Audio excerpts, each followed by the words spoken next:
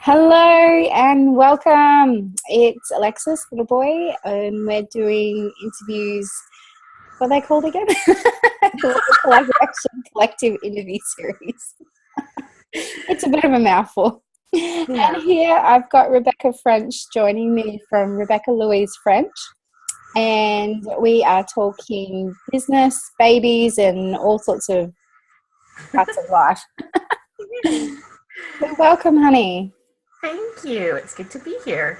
I know, it's so much fun. It is. So, tell us a little bit about what your business is. So my business kind of has two aspects to it that work really well together. The one is I do deep energy healings, mostly by distance, but I do in person when the need arises. And then that's also tied into this amazing course that started last year that was fully, I guess you'd say, downloaded and kind of dropped in my lap, which is a channeled healing meditation class. So every week-ish, when the spirit realm dictates when the messages come through, I do a full channeled healing meditation. Then they give me a short message.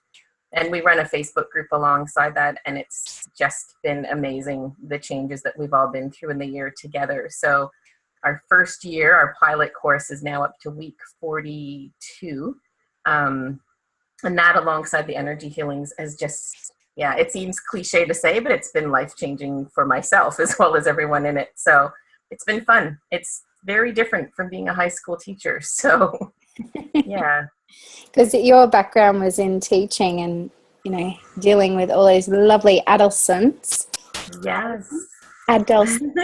That's a funny word. I was a high school biology teacher, so I say, well, at least I'm a biologist, and in the healings I deal a lot with the different parts of the human body, so it does help to know how everything works together. So it kind of helped a little bit. But, I do classes. I've done classes in the past with kids on mindfulness and meditations classes, and have an online mindful kids class as well. So that's all straight to your email as well and that kind of thing. So yeah, kids are my passion as well as adults because we all need help. So it's good. Yeah. So tell me a little bit, I'm quite off topic, but I know you're homeschooling your children. Yeah. And tell me a little bit of how that works with running a business. That's a great question because there are sucky days and there are good days. So I will tell you both. On a good day, I get my work done in the mornings because we actually unschool or we do natural learning. Yeah. So I did try in the past when we first started homeschooling, when my first son was in kindergarten. He's now 11. When he first started, we tried the sit down at the kitchen table at a set time in a set way. I'm an ex-science teacher. I'm all routine. Let's write our observation stuff down. And it didn't work. He wasn't having fun. We would fight about it. And it was really great learning for me, as it is in all life experiences, that I kind of went, why am I doing this? Why did I want to homeschool? And I decided I wanted to homeschool so that they loved learning and they had a passion for learning about the world around them and all of that. So we changed to unschooling, and that actually tends to work for us better in a business because we can kind of go with the flow of the day. So my boys tend to sleep in a little bit, then they like to wake up slowly, playing on the computer and, just having a bit of free time for about an hour or so. And they don't like eating breakfast first thing in the morning. So that's when I kind of answer my client emails, get my day set up, decide what I want to do, type up healing summaries, that kind of thing. Because as soon as they get off the computer, then it's mummy mode time. So I'm making breakfast and, they're telling me about what they want to do. And so then that's where it kind of gets a bit gray area-ish with unschooling. So some days my youngest son loves to be out in nature and we'll go for a nature walk. Or on the Canadian summer, we were down at the beach or sitting under an apple tree reading a book together, which is just divine. So I wouldn't trade that for anything. And then, yeah. And then other days, we all sleep in and they'll crawl into bed with me and we'll read a book together. They'll tell me about what dream they had and we'll look it up, what their dream meant. And, so it's kind of flowy during the day, and then in the afternoon they get another couple of hours on the computer, and that's when I'll go back to work. So I found it works best because they like to learn individually. They like to do their own thing. They don't like me sitting there saying, now we're going to look up this on YouTube and learn about whales, you know. But they do love asking questions and inquiring. So they'll start looking into something and share it with me, and we'll have a discussion. But they like that time alone to explore as well. So I think it kind of helps because I'm standoffish, allowing them to do what they want to do, and yet I'm still getting work done. If worse comes to worse and my entire day has been taking kids to Taekwondo class and going for nature walks and we don't make it home and I'm exhausted, then my husband takes over. So he'll do a woodworking project with them, or he'll take them out to the driving range to hit a couple golf balls. And we've kind of got into this good groove where he'll say, hey, mom needs a couple hours to get some work done. I can tell she's getting a bit stressed. Or I'll say, I just need to get, 5 healings done without kids bugging me. And they'll go off and do boy stuff together. So yeah, it's kind of, I've had to learn to go with the flow, and I'm such a structured person. It's been a big learning curve, but we make it work. And weekends are kind of my catch-up time. So yeah, it's cool. That sounds really like also with the children and for yourself, you're learning to tune in into not only what your body needs, what you need in that time, what the children need, and they're learning from that experience too, is what do they need, and being able to express it and not feeling so constricted by, if they were going to a normal school, they'd have a normal routine and it would be so structured, but it wouldn't be structured in a way that was conducive to their learning, because they want to be very individual and they need to have that rhythm and that flow. That's really beautiful. It is. And I think too, like the older they get, because I still have those moments where I'm like, wow, I love homeschooling. Like when they crawl into bed and we just get to cuddle in the morning. And then of course there are still days, like we're all human, where I'm like, I just want to get some work done. And you've come in and interrupted me 6 times to like tell me tiny little things that have nothing to do with anything, but it tends to work that way, that we all know. And I think it's good for them to learn too, that for me to work, they need to respect my workspace. And for them to work, I need to respect their workspace. Because we might go, oh, they're just on brain pop learning about science, but they're in that zone. To them, they're working, right? And so we need to respect that as much as I'm asking them to be quiet while I'm doing a healing, right? But the other thing I found, now that my eldest, is getting into those tween years, I had a lot of friends that told me when it gets to the teen years and, everything's first starting to kick in and hormones are going crazy and these growth spurts, that teenagers get very tired. And there's been a couple articles flying around the internet lately that were just really eye-opening around the fact that tweens and early teens especially need more sleep. And they do tend to have trouble sleeping at, say, like 8, 9 o'clock at night, which is when you put them to bed to wake them up for school. Yeah. And that's become pretty obvious to me just the last month or two. My children are going to bed a little bit later. They might wake up early. They might wake up at their normal time, but then they might need an afternoon nap. Or they might sleep 13 hours straight and then be nonstop during the day.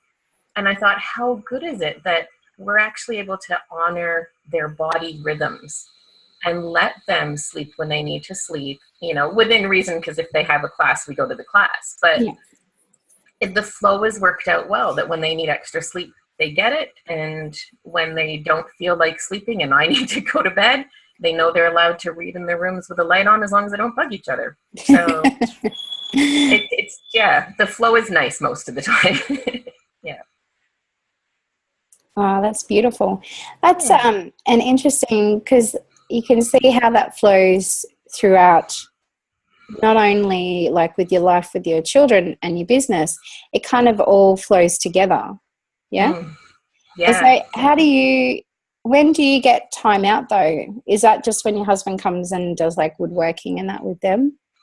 Or do you have a set self-care routine, or? I don't have a set one. I have found when I try and have a set self-care routine, I get really cranky when it doesn't happen. So I used to say I'm going to wake up in the morning before the kids wake up and I'm going to do my qigong. And all it would take was one kid waking up early, or I slept in a little bit or did something, made a juice before I did the qigong and someone's up. And I used to get really frustrated. So now I've had to go, okay, well, if I'm getting frustrated about doing qigong, that's kind of a bad thing because it's supposed to be mindful practice. So I've kind of had to go, well, I need to make time for it because I'm so with you on that. I think self-care is something that we all need to practice much more regularly. And I think self-love comes before anything else because you cannot help others when you're feeling depleted. Mm-hmm. So I have learned to just actually speak it more often and say, look, I'm not coping right now. I need some mummy time out time. You can do what you like, but I'm lying down and you need to be quiet. Or I can go for a walk. You know, they're old enough and we live in the middle of nowhere. So I can say, well, I'm going to go for a walk. I'll be down at the beach or the mailbox or whatever. You can come with me or stay here, but I'll be back in about a half an hour. And they're fine with that. So the beach has been awesome. Living on a property with beachfront, that's been my, you know, I'm not coping, I'll be at the beach. Yeah. And, you know, after particularly amazing but super deep healing, sometimes I'm like super floaty and I just need to ground. And I find going to the beach, it can be, you know, 5 minutes at the beach and I'm good. Even in the pouring rain, I'll still go down there and ground. So what I'm trying to work towards, I've had a lot of injuries lately, but I need to get back into, I used to swim a couple times a week and I find I can completely switch off during swimming. I have an agreement with myself. I'm allowed to talk about stroke and breathing in my head, but I cannot think of work. I cannot think of children. So that's kind of my other area that I'm working back towards now that I'm more pain-free than I've been in a long time. And my body balance is good. It's the goal to get back there once a week. So at least. Beautiful. So Yeah. just out of interest, do you do a lot of self-healings for you? Or is it more focused, or do you go to somebody else to receive that care?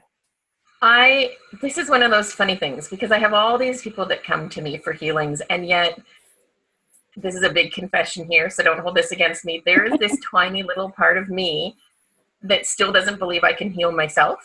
I think my ego gets too tied up in it, and I'll be sitting, like I can do it when I've got a headache and I'll put hands on the right part of my head or whatever. But if it's something huge, I have this mind block around healing myself. Yeah. So I think it's also good too to get that other perspective because we do get in our own heads sometimes that it's better for me to go to someone else for a healing than to try and do it on myself. But at the same time, what I've come to realize, and in talking with the angels and guides I work with, is that for every healing I do on someone else, I'm receiving healing anyway, because I'm in that gorgeous white light space that I can't help but feel better afterwards. So between that and channeling the healing meditations, I think, honestly, I never really believed channeling a healing meditation or even a meditation itself could be healing. But in channeling it, it goes that much deeper. So technically every week I'm getting that huge dose of healing from the meditation. But then, yeah, through the healings, I get it as well. But I have one trusted person that is my go-to person. Sadly, in Australia, you're closer to her than I am. That I will, when I get really desperate, I'll ask her for a healing.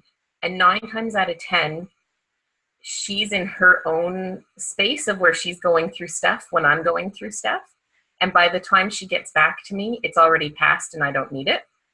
So I think it's the declaring of needing a healing and asking someone for help actually sometimes just makes it happen anyway, because you've let go of being caught in your head around it. But then, yeah, as things come up, and I think you did an offering that I took you up on, that if an offering comes up that feels like I need it, I'll also go through with that as well. So yeah, there's balance. Being able to receive as well as to give. I forgot that for a sec. flowing, receiving and giving. Oh, that's right. There is balance. Because if you Yeah. give too much, you don't Yeah. have enough to fill up the tank. So that's Yeah. why I had that focus on self-care, which I am also working on. Yeah. I I think think, it's a you know what? continual process. Yeah, not only that, but I think if you look back, to like even our parents' generation, self-care was not the focus. No. And I was raised, and I'm not saying this to be polarizing, but I personally was raised in a very strict conservative church. And my religion was all about putting others before yourself and being humble. And your needs are not important because you're supposed to be helping the elderly and the sick and anybody else but yourself. Yeah. And after having years of that being shoved at you, even once I left, I had a lot of trouble with putting myself first. I had a lot of trouble with saying self-care is okay. And it's okay to put myself first. And now I'm okay with that, but it is still that struggle of, have I made time for myself today? And have I put other people first to the point where I'm like at explosion point? Well, it's not their fault that they pushed my buttons. It's my fault that I didn't give myself that time. So yeah, I totally agree. I think it'll always be a work in progress, but it's good to keep trying. If you think about it, the whole culture around self-care, tuning into your body. I mean, we have this pharmaceutical kind of environment where there's so many people, I'll go to the doctor, get a pill, it'll fix you kind of thing. And it doesn't fix you. And if we learned as we're growing up, I mean, some people are really blessed to be in that environment that, they're taught from their parents or their particular culture that it's okay to look after yourself and, to have these self-care practices. So it's actually part of their childhood. It becomes part of their foundation in life. And yet, basically, if you look at Western society, that is just not the case. If you put yourself first, that's selfish. Selfish, yep. Yeah, and selfish is a big thing. And it's the programmings and the patterns that have been so deeply ingrained. And you go back generations, the mothers basically, they put the children first, they put their husbands first, they put their community first. Yep. Nowhere in those societies that I can tell did they put themselves first ever. And if they did, they might have been the solitary witch, the woman in the witch in the forest kind of thing, where they had to look after themselves because that's the only way they could survive. But otherwise, the whole tribal thing, it's very much about the community. There wasn't a lot of emphasis on the individual. Yeah. And now we're very individualized, but we're also very disconnected. So there's a lot to say for that tribal mentality, but there's also, you need to balance that with where we are now. As individuals, we need to look after ourselves to be able to serve and to give to the wider community, but we need to give to ourselves first. Yeah. And I think too, that's really important in terms of helping others, is that if we are putting ourselves first, we're also showing others that it's okay to put themselves first. And I feel like, and I know a lot of people go through this, we go through these like massive growth patterns and learning in ourselves. And then as soon as we figure something out, like self-care is important, then these people come into our lives that need that message from us, that we can help them and guide them and go, it's not selfish. It is okay. You can do this. And it's like this constant, I always see as like this little stairway, and there's someone always above me that I can look to and go, what's the next step? And there's someone always just below me going, hey, can you help me? And then there's people on the same step with you, and you can all help each other to collaborate and learn from each other and support and love each other. And it's so not a better than, less than thing. And I think like when I say that stairway, some people go, oh, okay, so yeah, you're above me. You're my mentor. You're my guru. And I'm like, don't put me on a guru pedestal, right?